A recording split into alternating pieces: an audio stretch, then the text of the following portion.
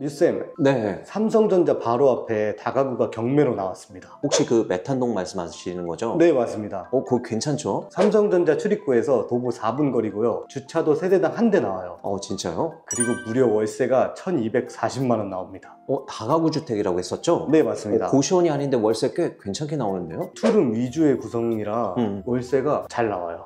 괜찮은데요? 근데 우리 다가구는요, 월세가 잘 나온다라고 해서 다가 아니거든요? 네. 사실 분석할 것도 많고 따져볼 것도 많아요. 혹시 사건 번호가 어떻게 되죠?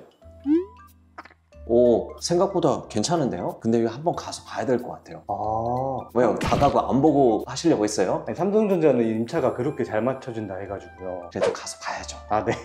가보시죠. 네.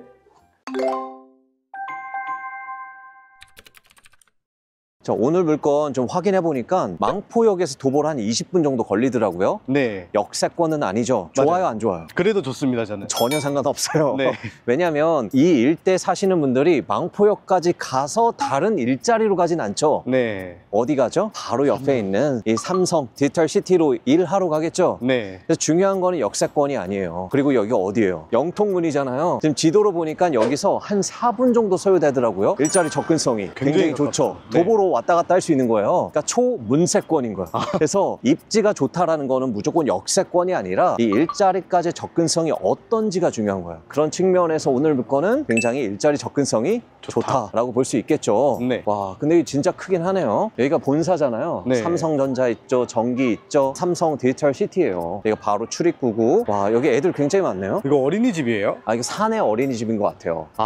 왜냐면 왜냐면 이게 사내 복지 차원에서 시행을 하는 건데, 근데 어린이집도 굉장히 크네요.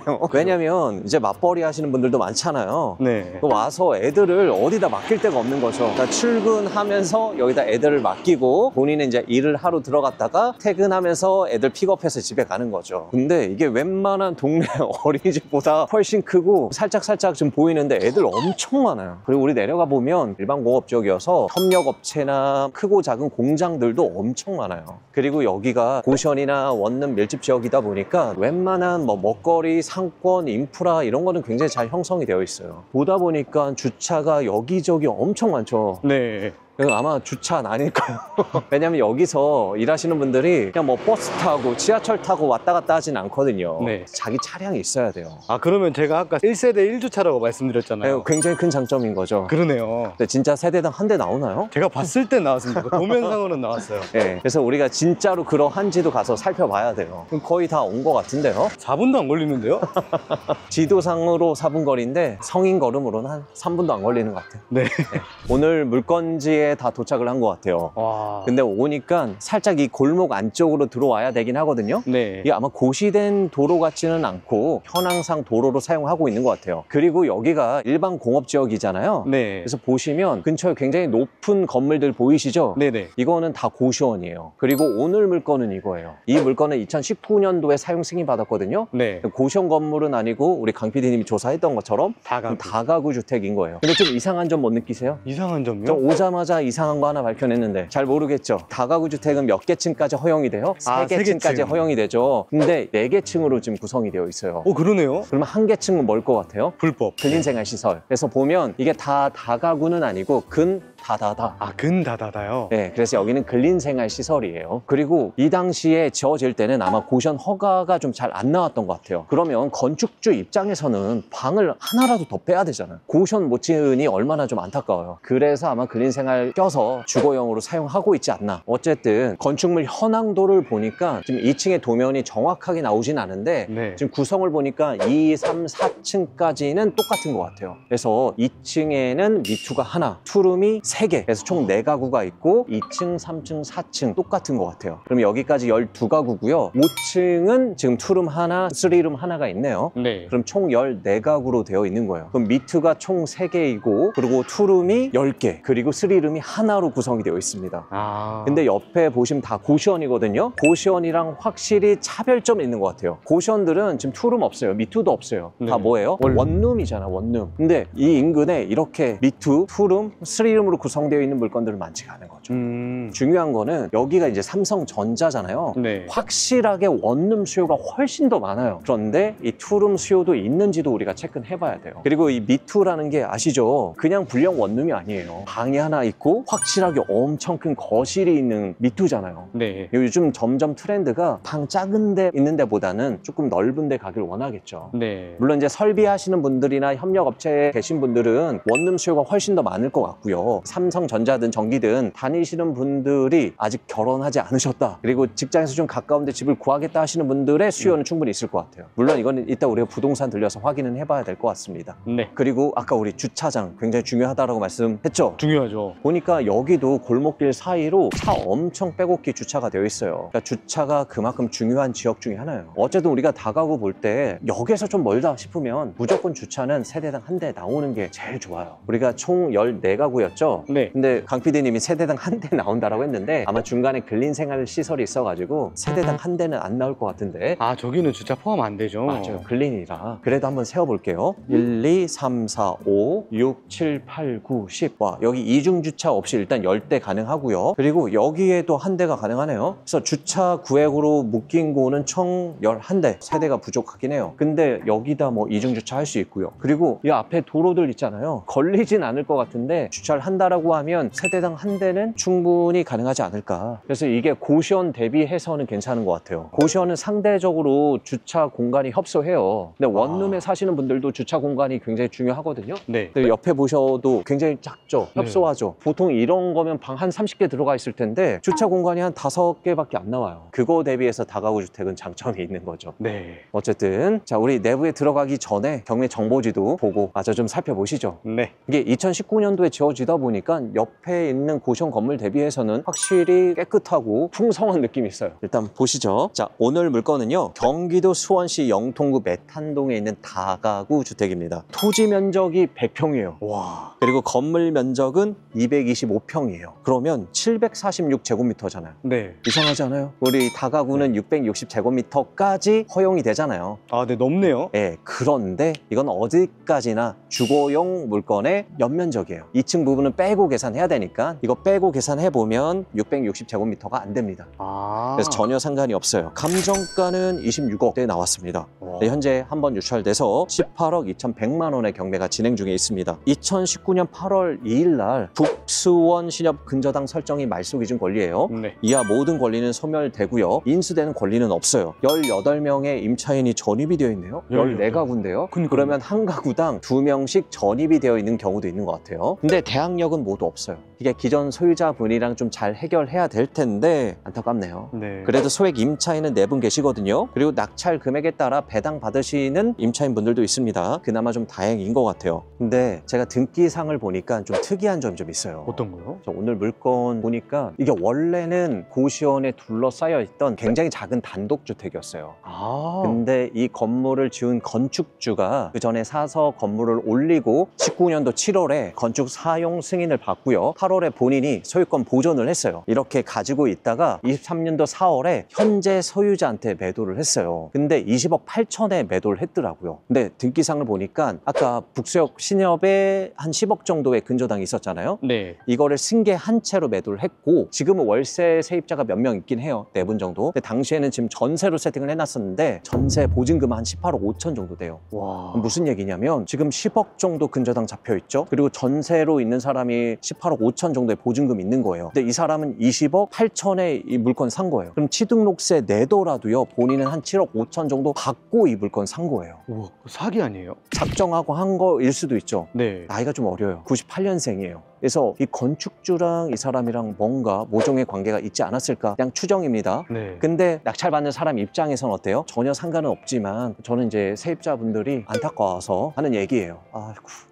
어쨌든 마저 좀 살펴보시죠. 지금 소유자랑 연락이 안 될 상태인 것 같아요. 그런데 외관에 보시면 주차는 굉장히 깔끔하죠. 깨끗해요. 되게 정리를 잘 해놨어요. 박스는 박스대로, 플라스틱은 플라스틱대로 이게 잘 정리해놨고요. 우리 전기는 뛰어간 거 없이 전부 다 있습니다. 다만 우리 우편물 현황을 보니까요, 아, 많이 쌓였네요. 와, 좀 굉장히 많이 쌓여 있어요. 네. 나가신 분들도 굉장히 많을 것 같아요. CCTV나 이런 것도 설치가 잘 되어 있고, 확실히 지금 6년차 건물이잖아요. 네. 지금 위에 천장도 그렇고 출입문도 그렇고 전체적으로 깨끗하고 관리는 잘 되어 있습니다. 이게 일반 공업지역이라고 말씀드렸잖아요. 네. 용적률이랑 건폐율이 좋죠. 좋죠. 좋긴 좋지만 단점은 있어요. 옆에 건물이랑 너무 다닥다닥 붙어 있죠. 아, 그러네요. 그래서 이 정면부에 있으신 분들은 괜찮은데 후면부에 방이 있으신 분들은 좀 답답할 수도 있을 것 같아요. 한번 들어가 보시죠. 아이고야, 풀들이 막 자라고 있는데 여기 가스 배관도 좀 있네요. 지금 잠겨 있는 데가 있죠. 나가셨나 봐요. 그리고 여기 쭉 다 있네요. 502호 잠겨 있고요. 403호 잠겨 있고요. 나머지는 좀 열려 있어요. 그리고 여기 보세요. 아이고야, 뒷건물이랑 어때요? 엄청 가까워요. 굉장히 가깝죠? 여기 거실로 뺀 데도 있잖아요. 최소한 지금 하나, 둘, 세 개 세대가 그렇거든요. 암흑일 것 같아요. 이러면 월세에 영향이 미치죠. 영향이 아무래도 좀 있죠. 5만 원, 10만 원이라도 좀 낮춰야 나갈 것 같아요. 그래도 나머지 3면은 그나마 괜찮아요. 그래서 월세 맞추는 데는 그렇게 무리는 없을 것 같고요. 들어가 보시죠. 네, 어서 오세요. 네, 아까 봤을 때 우리가 4개 층인데 옆에 고시원이랑 높이가 거의 좀 비슷했거든요. 근데 층고가 굉장히 높은 것 같아요. 그리고 여기 애들 자전거가 있는 거 봐서는 확실히 투룸, 쓰리룸이 있으니까 가족분들이 와서 사는 경우도 있어요. 그리고 뭐 소방시설이나 이런 것도 잘 되어 있고요. 그다음에 엘리베이터가 있죠. 이게 6년차 엘리베이터니까 새 건데 엘리베이터는 좀 작아요. 8인용이에요. 그리고 타일이나 이런 마감들도 굉장히 깔끔합니다. 이거 있죠? 비싼 거, 좋은 거죠? 자, 한번 올라가 봅시다. 원래 이 방화문까지 설치를 좀 했었나 봐요. 복도가 굉장히 넓어요. 방이 4개로 구성이 되어 있어요. 4가구. 근데 여기는 아까 말씀드렸던 것처럼 공구상은 사무실. 그러니까 현황은 이렇게 주거용으로 사용을 하고 있어요. 깨끗하네요. 뭐 지적거리가 없어요. 굉장히 깔끔해요. 그리고 한층 더 올라가 볼게요. 근데 아까도 말씀드렸지만 관리를 엄청 잘하고 있는 것 같아요. 네. 이상하네요. 소유자가 안 계실 텐데. 네. 밖에서 말씀드렸던 것처럼 2층, 3층, 4층은 다 구조가 동일한 것 같아요. 복도도 그렇고 방도 다 동일하죠. 네. 여기 벤츠가 하나 주차가 되어 있어요. 주차 한 대 더 남았네요. 예. 아이들이 좀 살고 있는 것 같아요. 401호면 이미 좀 퇴실하신 것 같죠? 등기도 수원지방법원에서 계속 왔었고요. 전력도 현재 끊긴 상태. 이거는 집행관이 와서 이렇게 붙여놓고 와요. 그래서 사실 이렇게 경매를 당하면 모를래야 모를 수가 없어요. 그리고 여기도 이미 전력이 좀 끊긴 것 같고요. 여기도 이미 좀 나가신 것 같고 현재 402호 분만 거주하고 계신데 집에 애가 있는 것 같아요. 네. 투룸이죠, 투룸. 그리고 한층 더 올라가 보면 투룸 하나, 쓰리룸 하나 써있죠. 보이세요? 내가 주인 세대.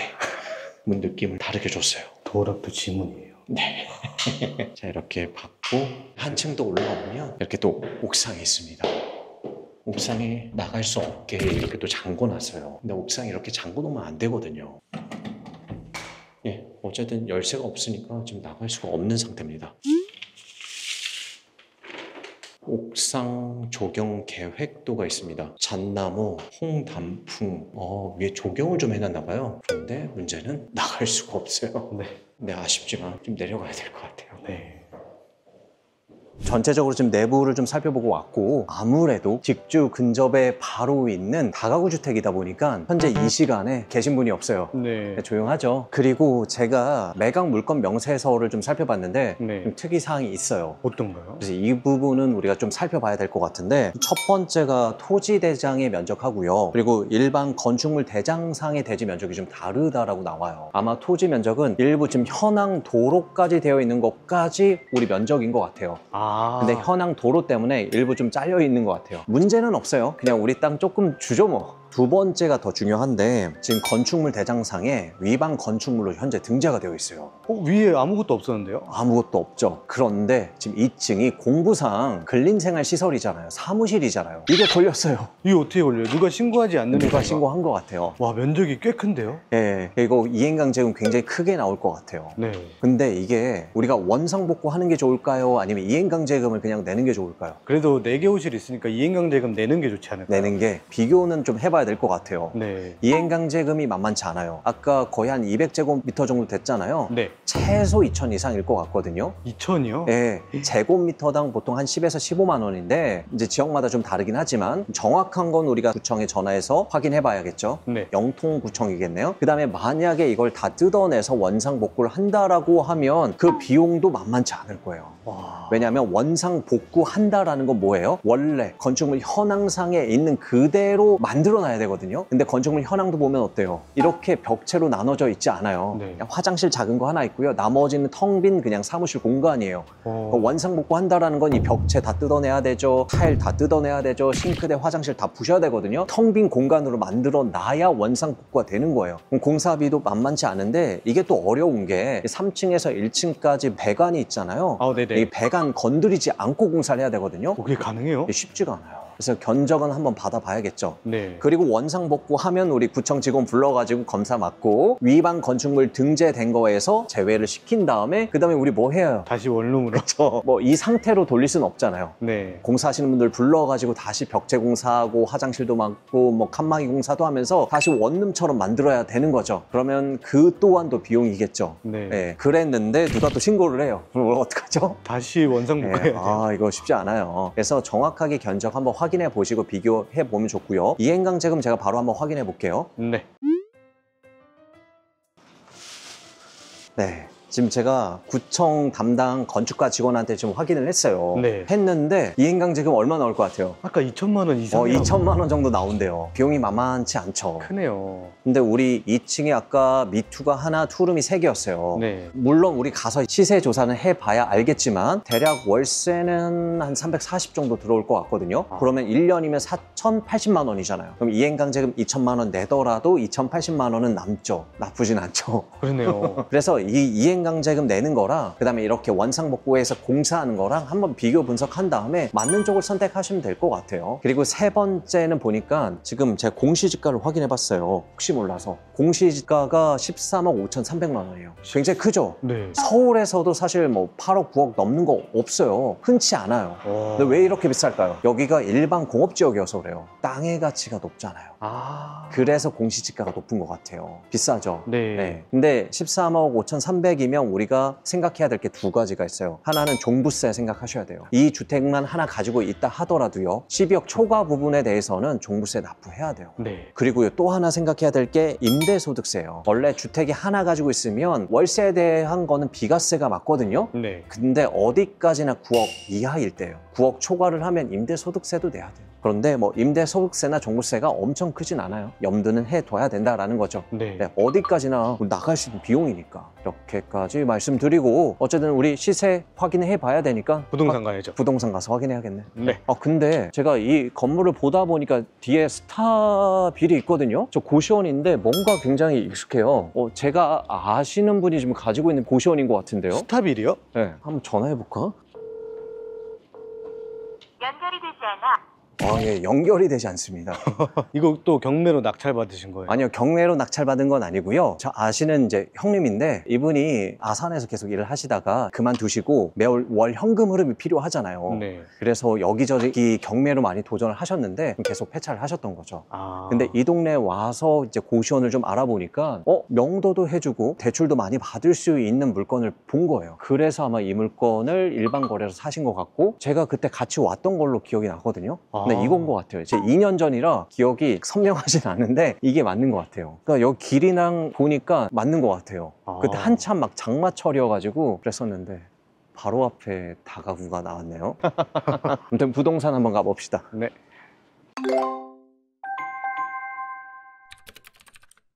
자, 우리 시세 조사한 거를 좀 정리를 해보면 네. 자, 이 삼성전자 일대 크게 세 구역으로 나뉜대요. 망포역 인근, 그리고 오늘 물건 있던 영통문 인근, 그리고 이제 동문 인근인데 자, 아무래도 이제 망포역 인근은 역세권이다 보니까 회전율도 빠르고 장점이 있고요. 그리고 이 영통문 인근은 조금 노후된 게 또 장점이래요. 왜냐면 주변 대비 저렴해서 찾는 사람들이 굉장히 많대요. 그리고 우리 동문 쪽은 새 건물들이 좀 많은 거예요. 새 거 좋아하시는 분들은 동문 쪽으로 많이 가고요. 이 영통문 인근은 고시원이 이런 원룸들이 조금 노후화되긴 했어요. 그에 비해 오늘 물건은 2019년도에 지어졌잖아요. 네. 비교적 새 건물인 거죠. 그리고 원룸이 아니라 우리는 미투랑 투룸을 가지고 있죠. 이게 또 장점일 수도 있어요. 물론 여기에서 우리 원룸이든 투룸 찾으시는 분들의 대부분의 수요는요, 원룸을 찾아요. 그러니까 원룸이 대부분이에요. 그리고 저희가 이제 조사해보니까 그러니까 삼성 디지털 시티에서 일하시는 분들 뿐만 아니라 인근에 또 경희대가 있잖아요. 네. 경희대 학생 수요도 엄청 많대요. 오. 또 경희대 외국인들도 많이 오잖아요. 그 수요가 여기까지 온대요. 공실 날 일은 거의 없는 것 같아요. 물론 약간 삼성전자의 어떤 경기를 좀 타다 보니까 월세가 뭐 어떤 해는 5만 원 더 올라가고 어떤 해는 5만 원 떨어지고 하긴 하지만 그렇게까지 공실 날 일은 없다라고 하더라고요. 그런데 우리는 이 원룸촌에서 투룸, 쓰리룸, 미투잖아요. 네. 잘 맞춰질까요? 애매할 것 같아요. 잘 맞춰진대요. 아, 그래요?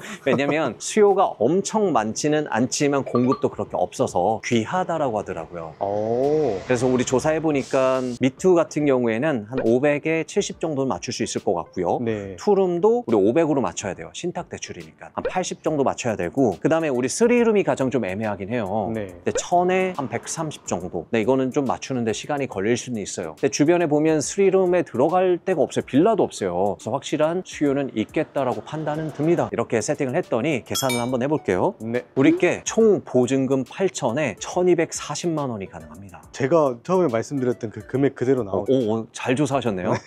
물론 모든 투룸이 똑같은 비용 받지는 않을 거예요. 네. 네, 이 정도 선에서 예측해 볼 수 있고요. 그리고 매물의 시세도 우리 좀 봐야 되잖아요. 네네. 근데 사실 여기는 와서 매물을 사시는 분들이 다가구보다는 수익률이 좋은 고션을 많이 찾는데요. 다가구 매물이 좀 올라와 있긴 하거든요. 비슷한 연식으로 대략 비교해 봤을 때 그래도 시세는 한 24억에서 25억까지 나옵니다. 그리고 실거래도 있는데 비슷한 거를 제가 좀 바로 확인을 해보니까 우리 물건보다는 컨디션이 안 좋은 것들 그리고 토지 크기로 비례해서 추산해 보면 그래도 한 24억, 25억 나와요. 그러니까 대략적으로 매도할 수 있는 가격은 그 정도 선이긴 하지만 사람들이 와서 고션을 많이 찾는데요. 매도하는 데는 시간이 조금 걸릴 수도 있겠다라고 판단은 되지만 그래도 고션 가격이 너무 많이 올랐대요. 작년보다 재작년보다 그 전해보다도 사람들이 워낙 좀 찾다 보니까 네. 가격이 가장 저렴한 거 찾아도 27억, 28억 이상이니 금액이 안 되시는 분들은 이런 다가구라도 좀 보실 것 같아요. 그러니까 실제로 거래가 되죠. 그러면 우리 수익률도 한번 계산해 봐야 되잖아요. 네. 근데 우리 수익률 계산할 때 감안할 게 있었죠. 뭐죠? 2층. 글린 걸린 거. 네.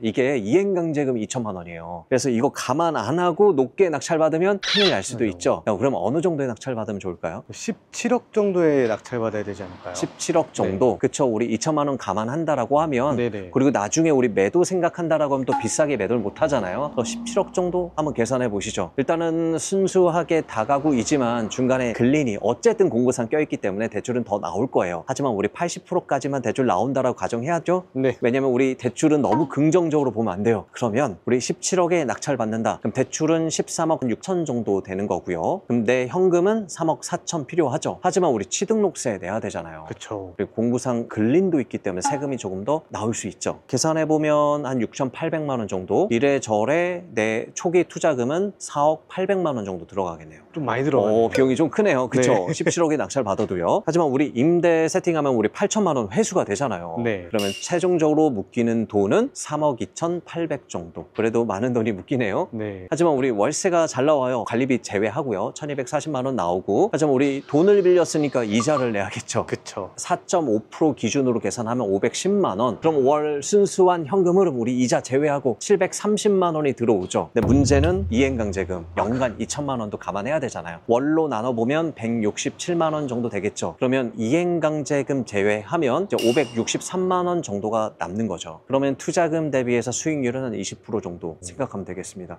수익률은 크네요. 그렇죠. 우리가 일반 거래에서는 이렇게 절대 수익률이 안 나옵니다. 우리 투자금 대비 한 5%에서 6% 나오면 잘 나올걸요? 그거에 대비해서 우리 경매는 저렴하게 들어가서 사면 되니까 훨씬 더 수익률은 높은 게 맞아요. 물론 이행강제금이나 뭐 이런 것들이 단점이긴 하지만 뭐 감안하고 들어가면 되니까. 그래서 나쁘지 않은 것 같습니다. 괜찮은 것 같은데요? 네. 이제 마무리하면요, 오늘 물건 그냥 겉만 보면 완전히 대박이에요. 이 수요가 끊이지 않는, 공실 걱정이 없는 이 삼성전자 바로 옆에 있는 다가구 주택이고요. 그리고 월세도요 1,240만 원, 수익률 20%예요. 하지만 오늘 물건 2층이 근린생활 시설로 되어 있고요. 이게 이미 위반 건축물로 등재가 되어 있습니다. 그리고 이 이행강제금이 굉장히 높아요. 2천만 원이 넘습니다. 그래서 이거 감안 안 하고 그냥 들어가면 어떻게 돼요? 한 끗 차이로 손해가 될 수 있겠죠? 그쵸. 엄청난 차이가 될 수가 있습니다. 하지만 이 모든 부분을 물건을 감안하고 계산해서 우리의 입지, 그리고 운영 가능성, 그리고 공실 여부, 그리고 이 세금적인 측면까지 잘 계산해서 들어간다라고 하면 아무리 뭐 이행강제금이 있다 하더라도 충분히 수익이 나올 수 있는 물건이에요. 자, 이제는 중요한 거는요, 어디 좋은 물건 있을까가 아니라 내가 좋은 물건을 판단할 수 있을까가 중요합니다. 자, 이 판단은요, 움직인 사람들만 할 수 있습니다. 오늘도요, 행동하시는 분들이 있을 거고요, 말만 하신 분들이 있을 거예요. 하지만 행동한 사람들한테만 해답이 있죠. 네. 그리고 혼자 행동하기 어려우면요, 더 낙찰과 함께 하시면 됩니다. 이렇게 마무리하시죠. 네. 네, 갑시다. 고생했습니다. 고생하셨습니다.